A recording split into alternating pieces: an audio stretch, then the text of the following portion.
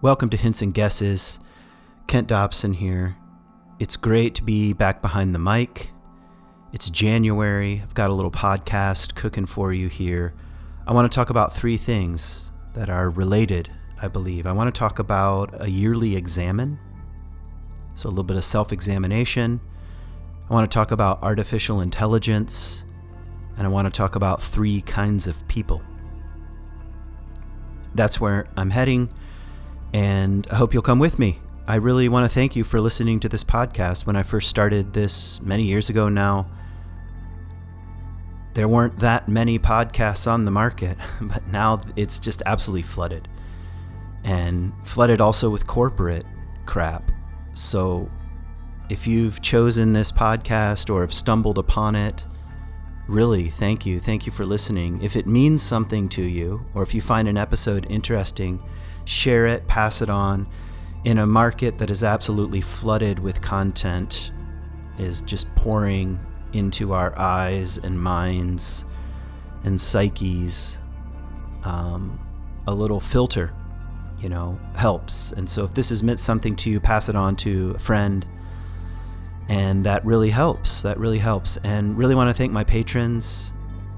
As you know, there are no ads on this podcast. And so really the Patreon community is what helps support this podcast. It's not free to make, obviously. So really, thank you. Every little dollar counts. And this year I'll be, I'm not one of those Patreon gurus that has all these tiers and offers all these various things.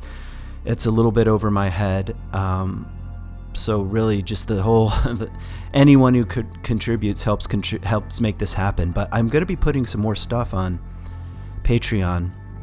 I've been doing a lot of writing in the last year, and so I'm going to feed a few of my thoughts and musings into the Patreon community here, and just to get a little feedback. And so if that interests you, that's coming.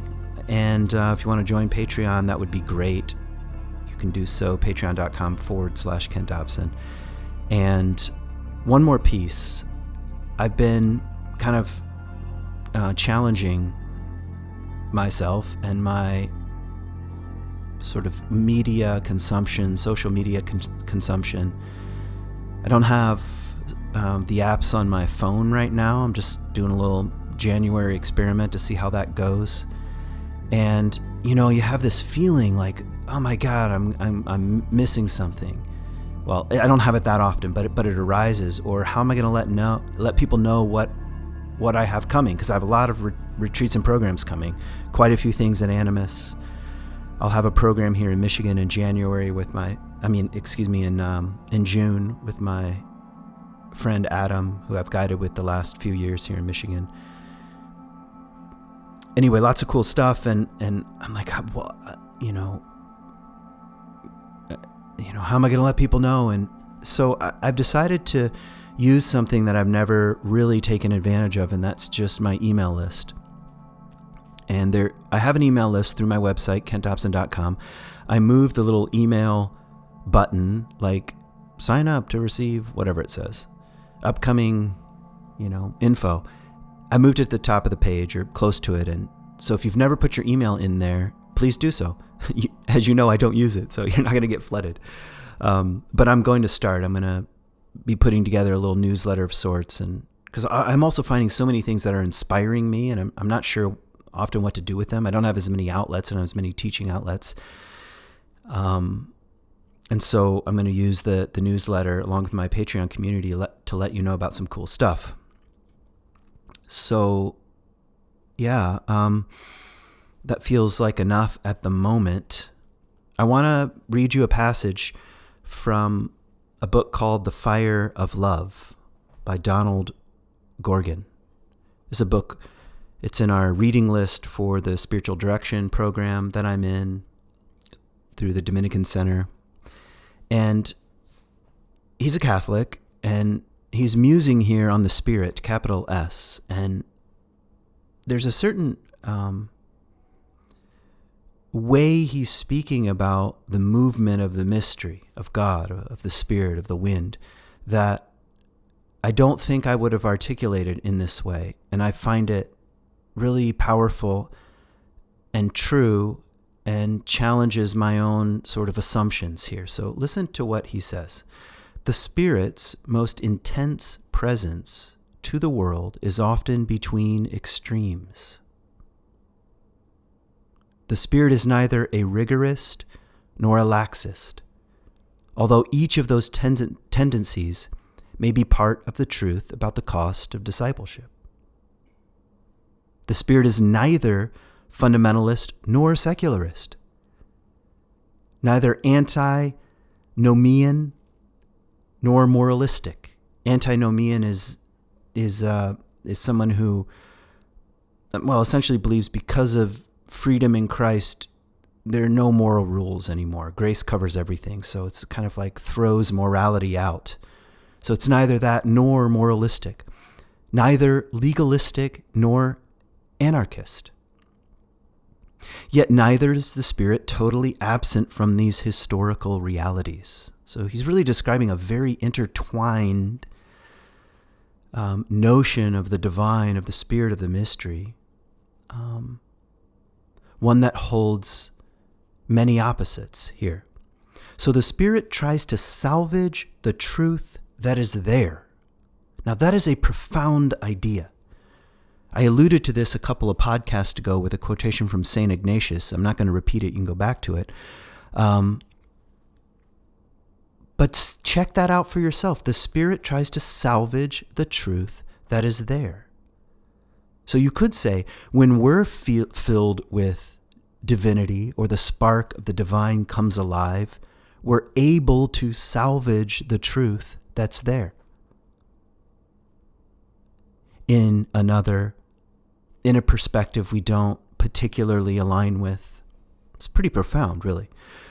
The secularist and the fundamentalist mutually create each other.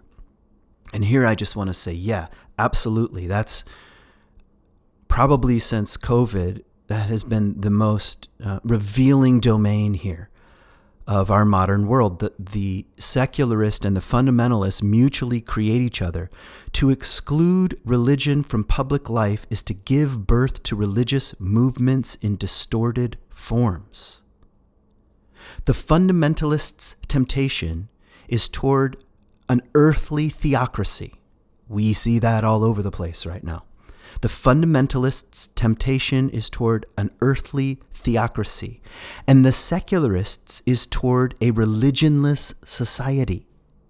But the Spirit points out that both religion and the secular, or the saeculum, are God's creations. That's a profound idea. Here's the final part. It is not a question of either God or the world, but of both God and the world. There's something about that rings true to me. It's not a question of either God or the world, but both God and the world. And the Spirit mediates or illuminates the world between extremes. So all of this, all of what I'm saying here, requires something very old-fashioned, which is discernment. A word that has been pushed out and maligned and ignored, not heard from the kind of modern, even psychospiritual circles, psychological circles. Discernment. Discernment of the spirits. That's like from St. Paul. Test the spirits. And in what domain? Well, in all domains. In the complexity of our world, because the world is getting more complex, not less. And so with that statement, with this little passage in mind, just let that sort of be here in the background of our conversation. I want to explore these three domains: yearly examen, AI, and then three kinds of people. So that's where we're headed. My wife sent me something called the Great Annual Examen by a guy named Stephen Smith. Ignatius of Loyola, Christian saint, Christian mystic, 400 years ago, had a daily examen and a few other things, a 30-day examen. And what Stephen Smith did here is sort of reframe some of the basics for a full year. Like, what would it look like to examine our year and to really look at it and ask certain kinds of questions? I already put this same document that she sent me, the Great Annual Examen, on my Patreon site. So if you're one of my patrons, you can go on there and see the full examen. It took me about a week to do it. This is not, in fact, if I remember correctly, it's not the kind of thing that you're meant to just hammer through. And some of the questions stopped me sort of dead in my tracks, and I had to put it aside and let it simmer for a while. And actually some interesting things happened because of this. I realized, there was a kind of closure, and I thought, that's something worth paying attention to. I'm going to give you just a few of the questions. I'm definitely not going to, it's like I said, it's quite an extensive examen. And he organizes it into sort of 5 categories: physical health, emotional health, vocational health, relational health, and spiritual health. So it's very holistic. And just to give you a little window into my world, I tend to think about myself as the sort of person who can feel and who feels things, And here's one of the questions: what are 5 feelings, positive or negative, that I believe have dominated my life this past year? And I just went blank.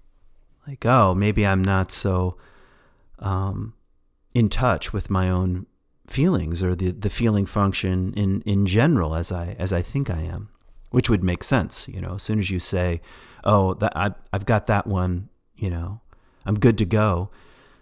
It's probably, we're probably deluding ourselves a bit here. But just a couple of questions here at the beginning. This is sort of for the general examination of the past year. And what are the most important events that have happened to me or in me the past year?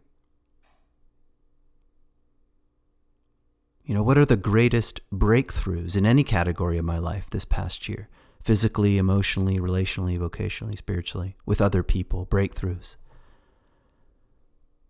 Sometimes on my retreats and programs and on Animus programs, we ask for breakthroughs and breakdowns, which I often say are virtually the same thing. Breakthroughs and breakdowns, little openings. Sometimes that feels a little dramatic. Like a breakthrough is like, the clouds part and, the Lord descends or whatever. But, oftentimes, at least for me, breakthroughs and breakdowns, it's like, no, just a crack opens and the light gets in just the right way. And maybe just a couple more. Here's a question I don't think I would have thought of. Where have I felt most vulnerable in my life? Where have I felt most vulnerable in my life? And here's a great spiritual direction question. Where have I experienced the presence of God this past year, and why? That takes some courage, actually. And you can play with the image or the imageless nature of God if you want. Where have I most experienced the Spirit, the mystery, the numinous, the luminous, this past year, and why? And what I love about an examen like this, it's not an exam. It's not you don't get a grade. There's not a right or a wrong. There's not, this year went well because I had, 10, I get a 10 out of 10 in the whatever zone here. It's like that kind of thinking is just ridiculous. It's like, no, just take a look.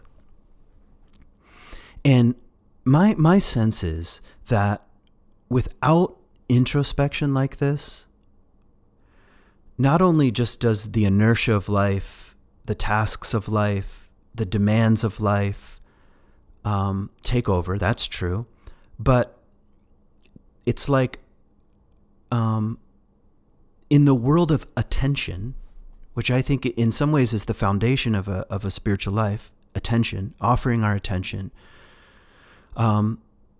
it just gets completely co-opted, which is why I'm sort of taking a break from social media. I'm not spiritually enlightened enough to consume, which is what it is, to consume social media in a healthy way. It just takes up all my attention. Look at this, look at this, look at this, look at this, look at this. And it's getting into my dreams. This is actually what disturbed me, because I had a dream about a month ago. And in the dream, this happens occasionally where my phone is in my dream, and that's already like, that's interesting. But I was trying to get the scene that I was in to stop. Like there was something I didn't like about what was going on, and I reached for the phone and I tried to swipe. I tried to swipe up, with my thumb on the phone. And I can't even remember. That's what I woke up with. That's the only image I remember from this particular dream. And I thought, wow, okay. To what extent is the corporate socioeconomic machine, which is co-opting and corrupting and manipulating my attention, is even most likely changing our brain. That's in Jonathan Haidt's book, The Anxious Generation, definitely changing the brain of young people. But I'm not, as if I'm, somehow immune from that. It's making its way into the psyche and into my dreams, and even dreams are filled with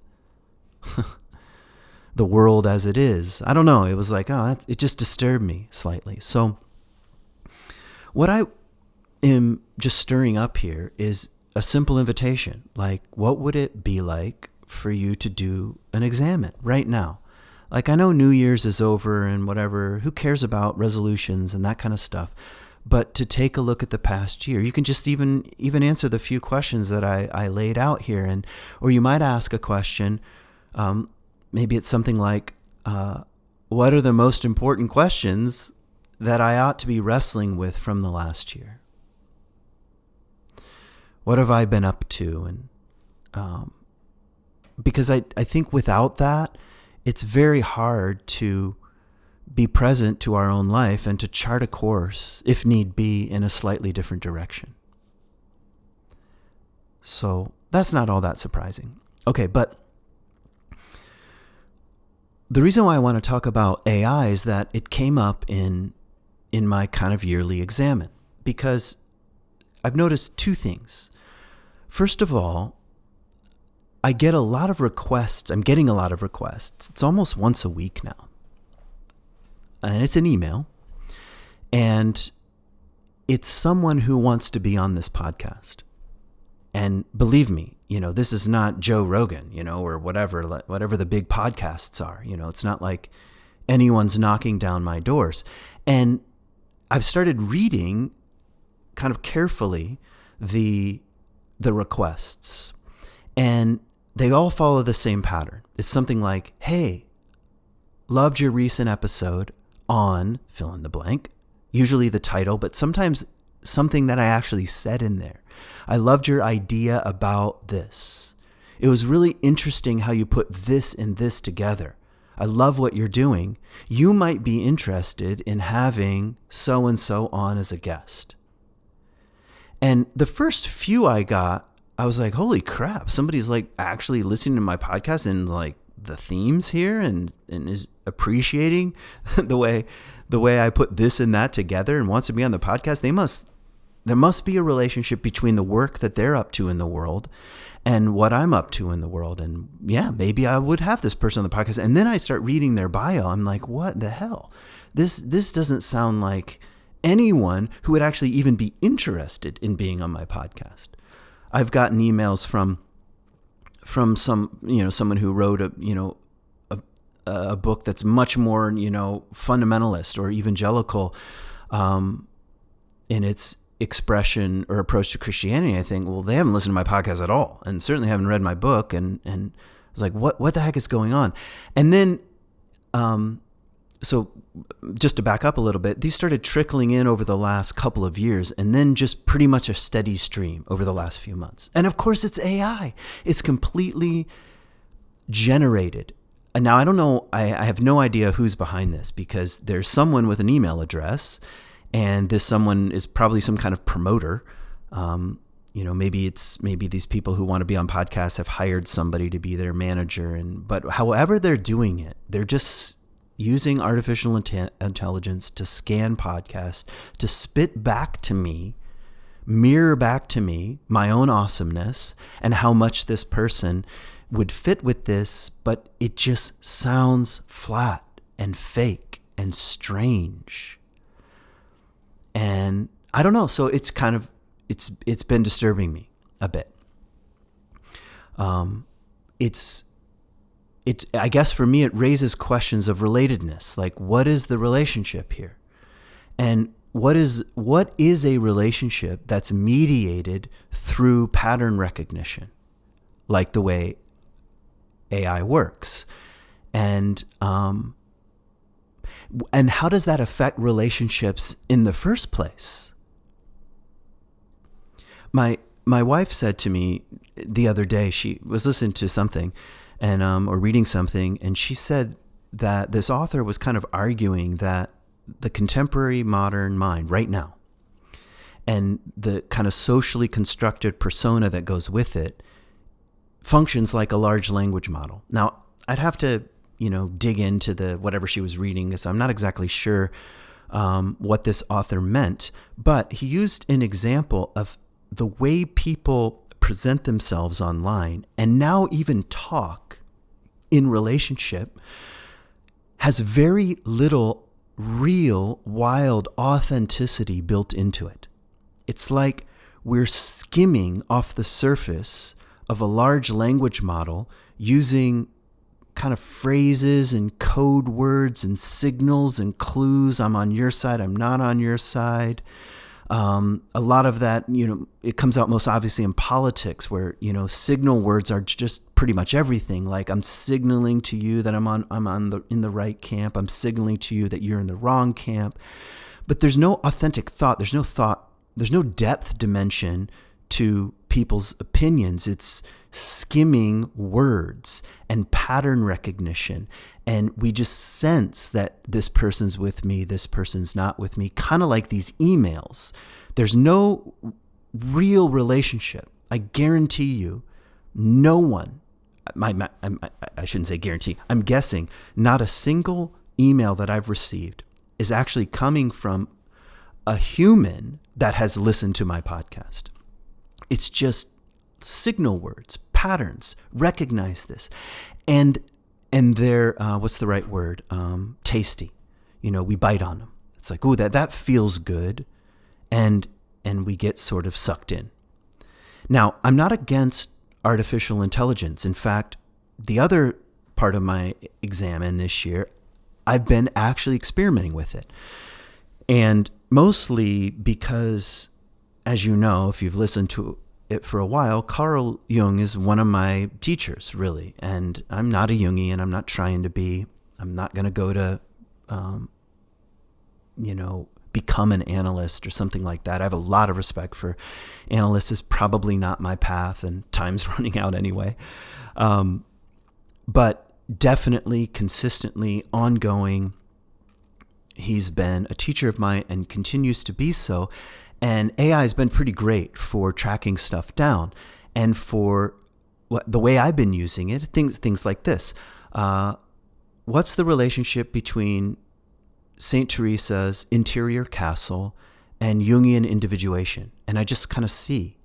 And it gives me a lay of the land. And then I'll say, well, I want direct quotes. And what's every place that Jung mentions Teresa? Now, this would take me like a year in the library to figure this out. And I don't even have like Jung's complete works. So in my personal library. So, I don't know, I'd be hunting on the internet or whatever. I have no idea. It would take me a long, long, long time. So there's like, it's super valuable in that respect. And I've also noticed Another domain that I'm using, you might not like this, but I've been experimenting a bit with AI in terms of liturgy, because part of my new role, like I said, right now I'm the interim associate minister at Mayflower Congregational Church here in Grand Rapids, and I'm enjoying it, and really, really grateful to be a part of a community and to be back into a more direct conversation around religion and meaning in the Bible and tradition, and I like congregationalism in general.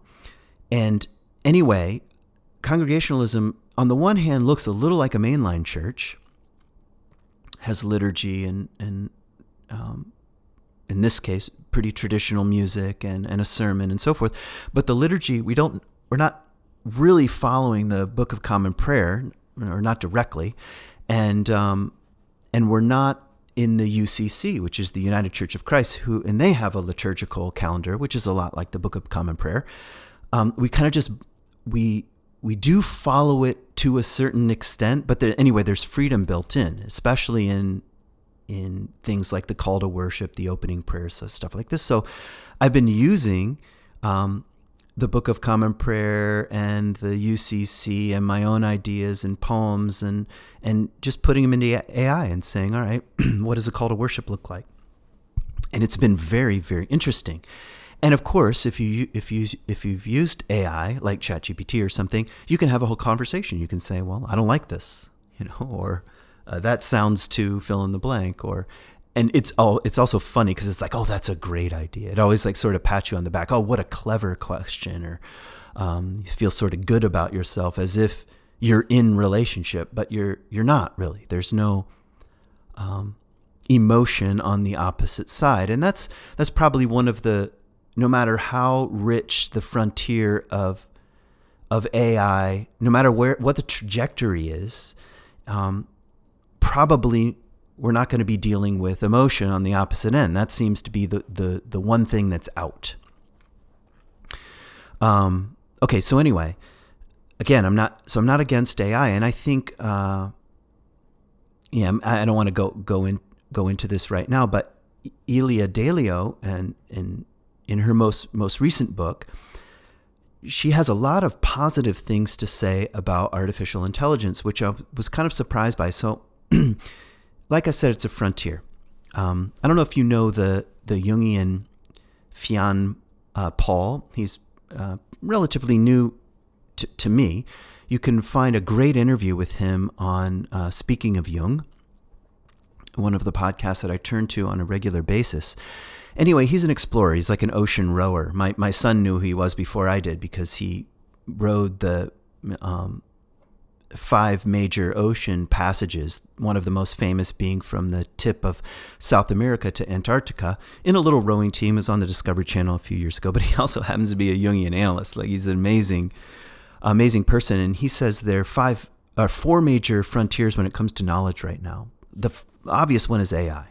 I mean, that it filters into everything at the moment.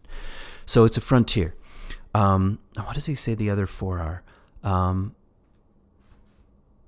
Blockchain, so cryptocurrency and its other variations, brand new kind of territory.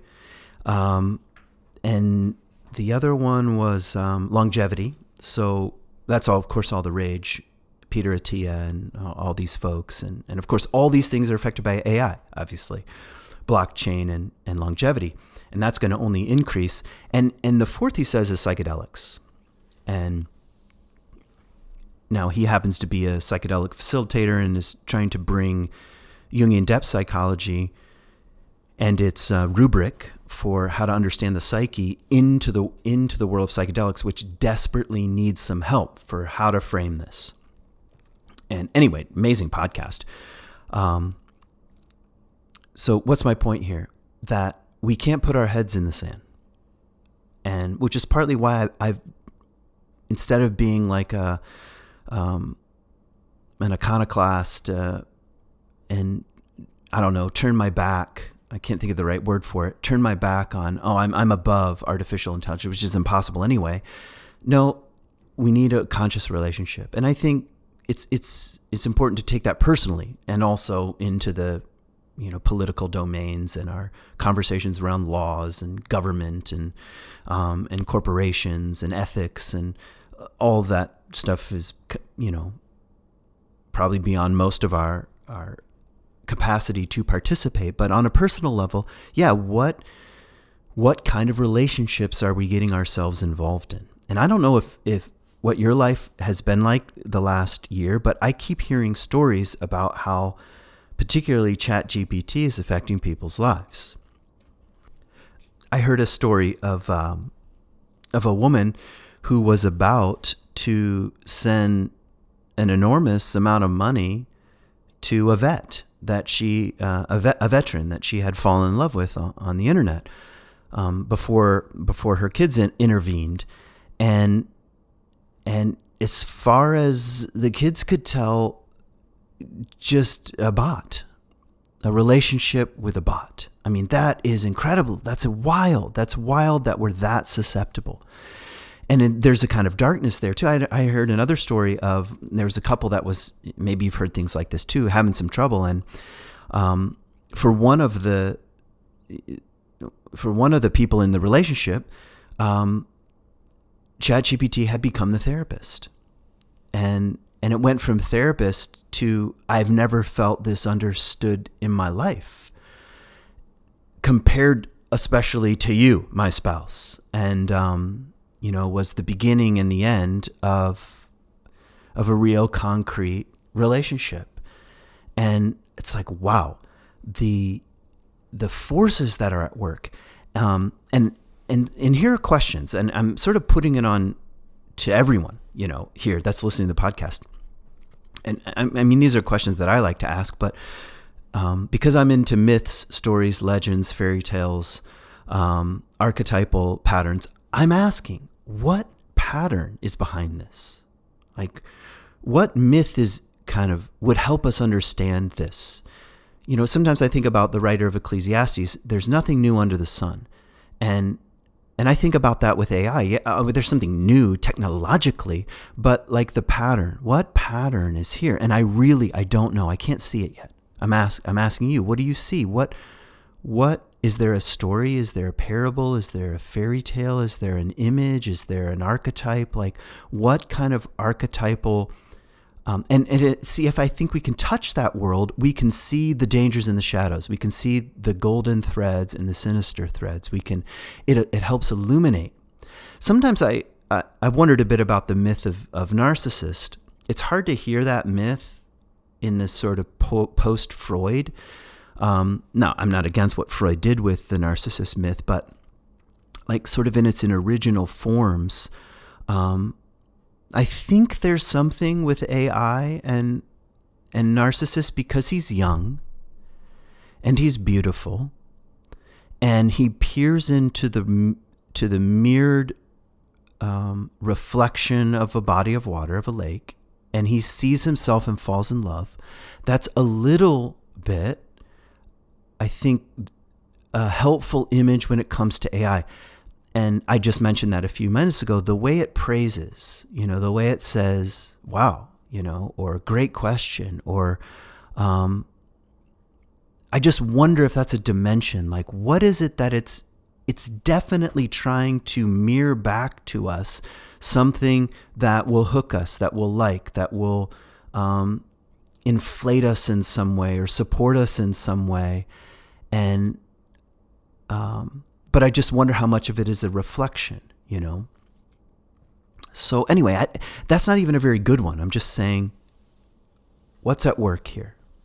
By the way, if you have some ideas, send me an email, or if you're a patron, put it on my Patreon chat section, and we'll see what we can stir up here. Maybe that's all I want to say about AI at the moment. The third sort of possibility, which I'm throwing into the cauldron here, is something I heard from Lawrence Hillman. This is James Hillman's son. He's an archetypal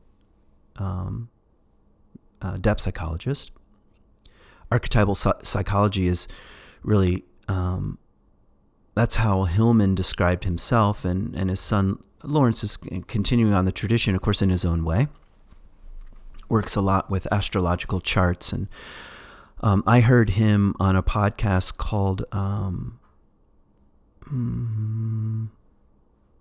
Back from the Borderline, really interesting podcast. And he just had this offhand comment which hooked me. He said there are three kinds of people in the world. First of all, I love this because, right away I'm like, nah, there's, definitely more than three kinds of people. But anyway, it works. And he said, here are the three. The first is the victim. And this is someone to whom life happens. This is, of course, to be distinguished from, being a victim of something specific. But it has much more to do with a posture in the world, or a complex, you could say, a mode of relating to the world, a primary mode of relating to the world, is the victim. And it happens to be one that's most praised in a way and active in our culture. It's almost like in the most ridiculous form, everybody's racing toward who's the biggest victim here. Turned it into a strange kind of hierarchy, but I don't want to go on and on about that. But you just think about it as a posture. And I'm like this a lot of the time in the way I use the passive voice, or I pull myself back from responsibility. For example, if I drop like a glass in the kitchen, and I don't know, my kids come in and like, what happened? And I will say spontaneously, it fell. The glass grew legs and threw itself off committed suicide, flung itself off the ledge here. And I do that a lot, actually, which is revealing. And I it's like I know this about myself and I don't know this. It remains still kind of a little hidden and shadowy for me. It's like, no, life just happened, not my responsibility. I'm a victim. I would never ever say this, but I'm a victim. Life just, it just happened to me. Okay. And as I'm doing that, by the way, I'm like lifting my hands up, like, I've washed my hands of life, So that's one kind of person. And the other is the hero, or what I like to call the Herculean ego. James Hillman, this is Lawrence's dad, loved Hercules. He loved the Herculean myth and thought it very poignant, a very poignant warning for the modern human being. Hercules goes into the underground, into the underworld as a kind of hero, and like as if he can conquer it. And it appears that he does, but it has consequences. He eventually dies. I won't go into the whole myth, but Herculean ego, that's the other side, which is only I can do it if it's going to get done. That's the hero, the kind of thin hero. Because I know there's a kind of depth dimension to the hero and the heroine from, say, Joseph Campbell, but that's not the way I mean it here. So one kind of person is the victim, the other kind of person is the hero. But both of them have the exact same thing in common. This is me speaking, which is they both have an inflated ego. The ego is the thing that's inflated. They're too into themselves. They're two sides of the exact same coin. It's still all about me. That's the victim. It's all about me. Life happens to me. Or it's all about me. I make life happen. He says, here's the third kind of person. This is the kind of person I want to be. Which is, no, life in all of its mystery, in all of its complexity, in all of its layers, in all of its domains, is just happening. It's unfolding. It's spilling forth into the world. Today is the first day of creation. That's life. It's maybe from the Christian tradition, ex nihilo, out of nothing. And like the world is just blossoming. And the world is not something other than me, than I too am a part of the great stream, the great river, which is flowing along the canyon walls. That's what life is. And this is the wise person, that I'm not a victim of the river, nor do I make it happen. It's something else. It's a kind of participatory, co-creative relationship with the world in all of its complexity. That's the maturing person. And of course, maybe it's exceedingly rare that we even meet people who are in the flow of life in this way. I just thought of a passage from Thomas Merton. I'm going to go get it. It's on my shelf. 1 second. Okay. This is the very last paragraph of New Seeds of Contemplation. For the world and time are the dance of the Lord in emptiness. For the world and time are the dance of the Lord in emptiness. The silence of the spheres is the music of a wedding feast. The more we persist in misunderstanding the phenomena of life, as a victim or hero, I might add, the more we persist in misunderstanding the phenomena of life, the more we analyze them out into strange finalities and complex purposes of our own. I'm going to figure out life. I know what's happening. I'm analyzing it. I understand it. The more we involve ourselves in sadness, absurdity, and despair. But it does not matter very much, because no despair of ours can alter the reality of things. This is what I mean, the flow of the river, the reality of things, or stain the joy of the cosmic dance, which is always there. Indeed, we are in the midst of it, and it is in the midst of us, for it beats in our very blood, whether we want it to or not. The cosmic dance. Yet the fact remains that we are invited to forget ourselves on purpose.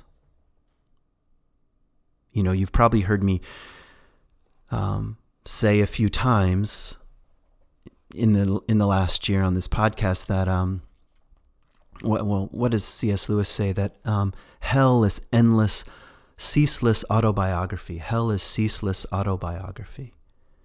Auto meaning being the primary emphasis here. I am writing my own life. He says, not so much. The fact remains that we are invited to forget ourselves on purpose, a kind of conscious forgetfulness. Cast our awful solemnity to the winds and join the general dance. Yeah, that's what I want. And see, I think that's the kind of participatory approach. The third way here that Lawrence Hillman is pointing toward. Now, I don't know if he would agree with what I'm saying, but I'm kind of just taking the baton with these three kinds of people, and of course cooperating, or let's use the metaphor from Merton, joining the general dance.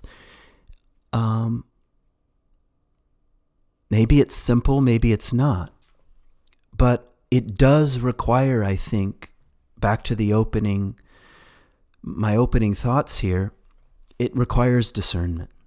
We have to turn again our attention to our own lives. Become discerning people. What's actually happening in my life? In fact, here are 5, dimensions, I guess, of discernment here. That I'll just say them, somewhat briefly here. The first is attention itself. Right now, at every turn, our attention is what's driving the entire monotheistic economic God that we're worshiping. And I think we have some responsibility, some spiritual responsibility to turn our attention elsewhere, to become conscious of our attention. I'm preaching to myself here, to tend to the world. You can hear it in there, which is the very, heartbeat of a sacred culture. Culture means to tend. So what we offer our attention to helps create culture. And if we just allow our attention to be co-opted and manipulated and fed, like, what was that movie? The Wall-E movie, where they're like laying back and the lazy boys being pumped full of whatever, like goodness and, pleasure. Then that's the world that we get. And so our attention matters. And we even know in the most mysterious sense from the world of physics that our attention actually changes the world. There's some alchemical, mysterious reality that what we turn attention to helps co-create the world. So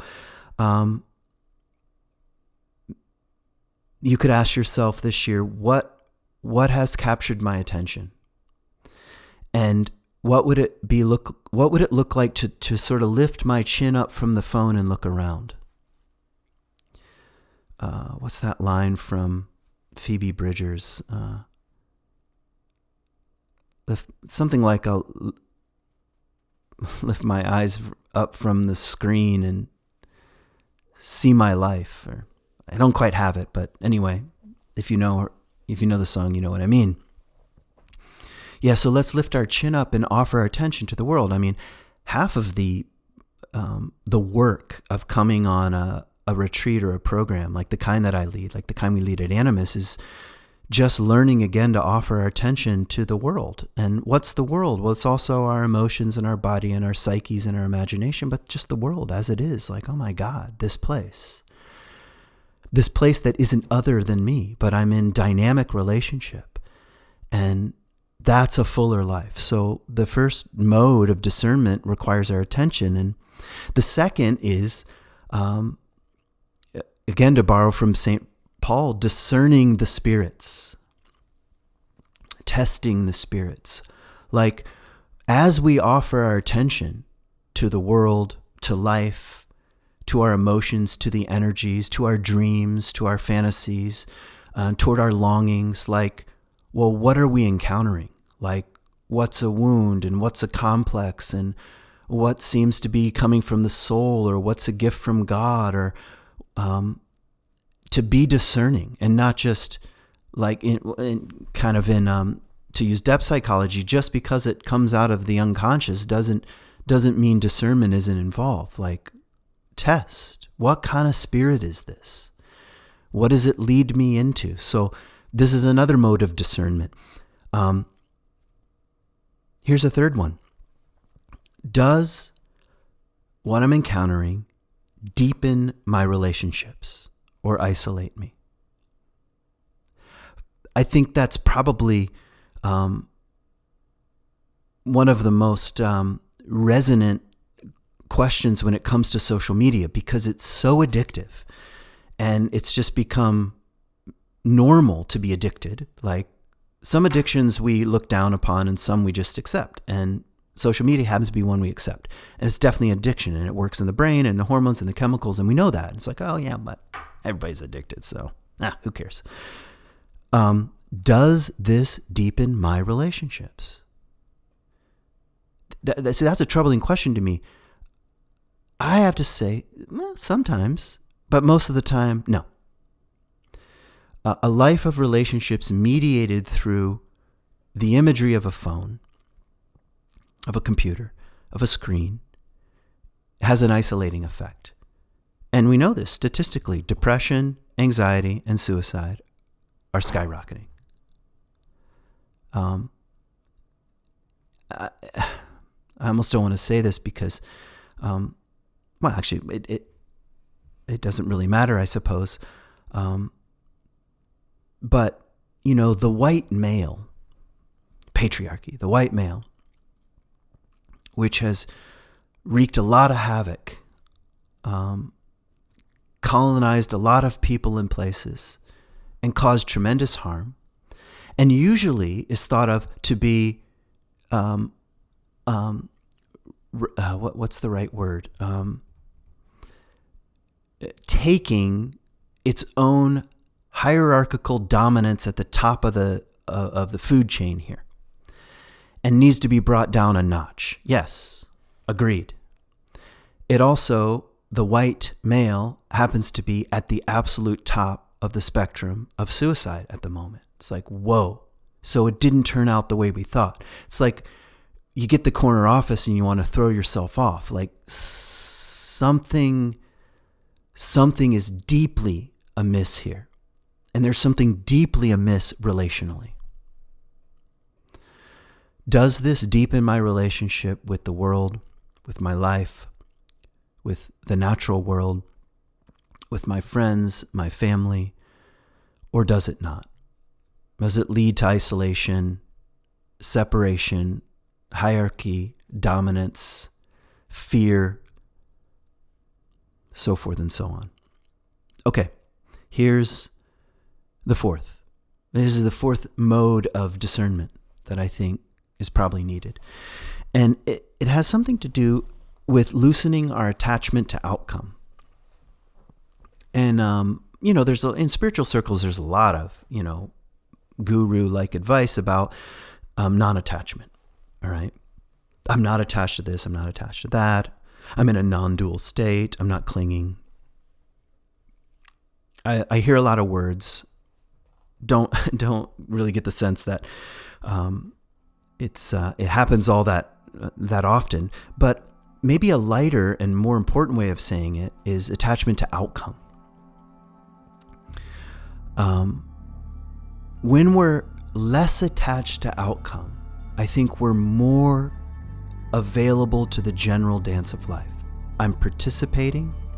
I'm offering my will and my desires. I'm joining. My desires are mingling with the cosmic dance, but I'm not that attached to the outcome. I don't know how the river is going to flow. I don't know how it's going to unfold. I really don't. And as long as I insist, as long as it's 1 + 2 = 3, then I think we involve ourselves, like Merton says, in absurdity and despair. Healthy spirituality, I think, helps loosen our attachment to outcome. So meanwhile, we're offering our attention. We're discerning and testing the spirits that are arising. We're asking questions like, is this deepening me into relationship with all things, with myself, with others, and with the natural world? And am I practicing in some way, loosening my grip on outcome? I'm going to join the general dance, but not demand it go my way. Then I think we're following the spirit of discernment. And the fifth one comes straight from Ignatius, really. But my way of putting it is, does this deepen my life with the mystery, with God? And in some ways, we know the answer to that all the time, if we can get still enough. Is what I'm doing, what I'm up to, what I love, what I care about, what I involve myself in, who I'm speaking with, who I'm in relationship with, how I'm spending my time, is it deepening my relationship with God, with the mystery, the Spirit? I think really we know the answer to that most of the time. Here's the Ignatian quote. I want and I choose whatever leads to God's deepening life in me. I want and I choose whatever leads to God's deepening life in me. And we don't always know. That's where kind of like the loosening of our attachments can be so helpful. So those are just my musings on what I at least mean by discernment, how I imagine it. And I feel like it's a good place to pause here. And I want to end again with the Merton quote from the very last paragraph of New Seeds of Contemplation. For the world and time are the dance of the Lord in emptiness. The silence of the spheres is the music of a wedding feast. the more we persist in misunderstanding the phenomena of life, the more we analyze them out into strange finalities and complex purposes of our own, the more we involve ourselves in sadness, absurdity, and despair.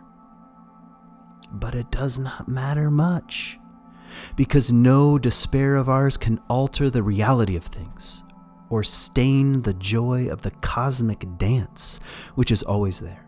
Indeed, we are in the midst of it, and it is in the midst of us, for it beats in our very blood, whether we want it to or not. Yet the fact remains that we are invited to forget ourselves on purpose, cast our awful solemnity to the winds, and join the general dance.